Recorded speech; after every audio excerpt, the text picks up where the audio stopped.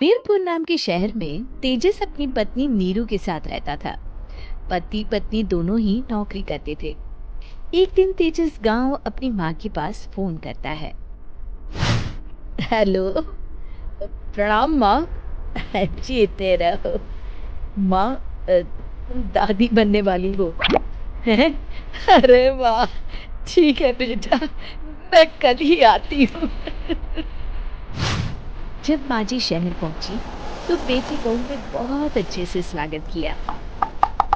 लीजिए माँ जी, चाय। अरे गर्मा गर्म पकोड़े ले आओ माँ के लिए।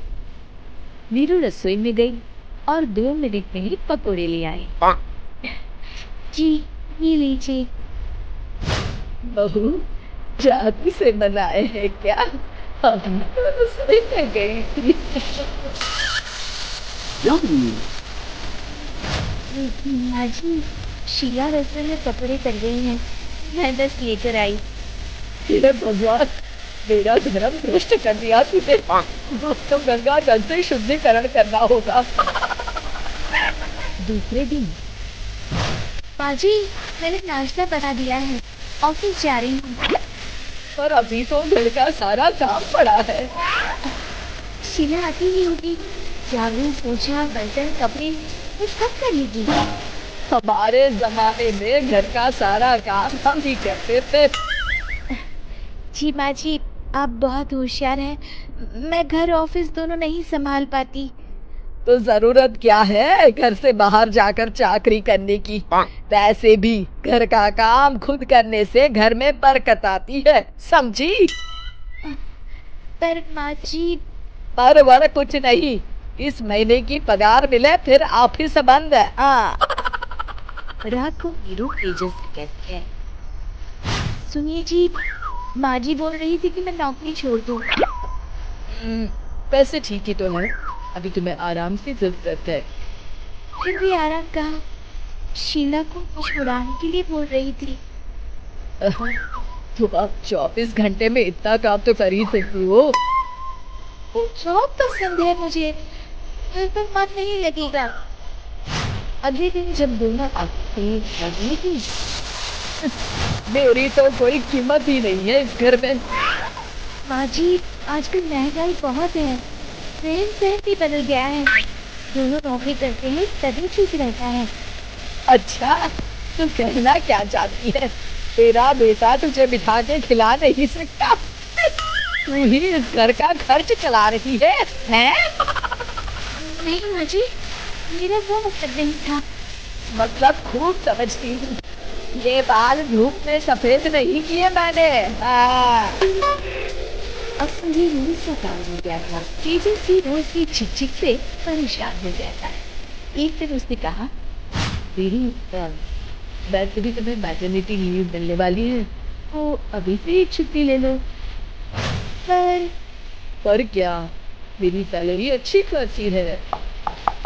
आखिर मेरे में रिजाइन कर दिया। जब बच्चा हुआ तो घर में सब बहुत खुश हुए। कुछ दिनों बाद तेजस फाइल देख रहा था। क्या हुआ तेजस, कुछ परेशान लग रहे हो? अब हाँ, वो हमारी जितनी सेविंग्स थी वो तो हॉस्पिटल में और छठी के फंक्शन में खत्म हो गई है नीरू। और अभी वैसे मंदी चल रही है तो मैं बोल रही थी कल मुन्ना को हेपेटाइटिस का टीका लगवाना है। नीरू, क्या पोस्टपोन नहीं कर सकते? नहीं जी, बिल्कुल नहीं। अब तेजस को समझ में आ रहा था कि उससे गलती हुई है। पैसों की कमी का असर घर के माहौल पर भी पड़ रहा था। अगले दिन, बेटा, मेरा चश्मा और ये दवाइयाँ ले आना, पर्चा देते हुए माँ जी ने कहा। जी। तेजस, मुन्ना के लिए दूध का डिब्बा और डायपर भी ले आना, और ये किराने के सामान की लिस्ट है, इसे भी लाना है। तेजस गुस्से में लिस्ट मरोड़कर फेंकता है और चिल्लाता है, पैसे क्या पेड़ पर उगते हैं? ये ले आना, वो ले आना। अरे, पर ये जरूरत का सामान ही है। वो गुस्से में बिना कुछ कहे ऑफिस चला गया। अरे अरे, लंच तो ले जाइए। नीरू दौड़कर डिब्बा पकड़ाती है। एक दिन खाना खाने के बाद, नीरू, अब तो मुन्ना कुछ बड़ा हो गया, तो अब तुम वापस ज्वाइन कर लो ना जॉब। पर इस रिसेशन में जॉब मिलना बहुत मुश्किल है। ट्राई तो करो। फिर मुन्ना? माँ जी है ना, और एक फुल टाइम मेड भी लगा लेंगे। पर माँ जी, उन्हें तो पसंद नहीं। तभी माँ जी वहाँ आ जाती है और प्यार से नीरू के सर पर हाथ फेरते हुए बोलती है, अब मेरी समझ में आ गया बहू, पहले के और अब के समय में अंतर है। तुम काम शुरू करो, मुन्ना की जिम्मेदारी मेरी। मेरी प्यारी माँ जी। ये कहकर नीरू उनके गले लग गई। शिक्षा, परिवर्तन संसार का नियम है, हमें भी समय के साथ चलना चाहिए।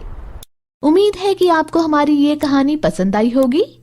कृपया हमारे चैनल को सब्सक्राइब करें और सभी अपडेट्स के लिए बेल आइकन जरूर क्लिक करें। और हाँ, वीडियो लाइक और शेयर करना मत भूलिएगा। Bye bye.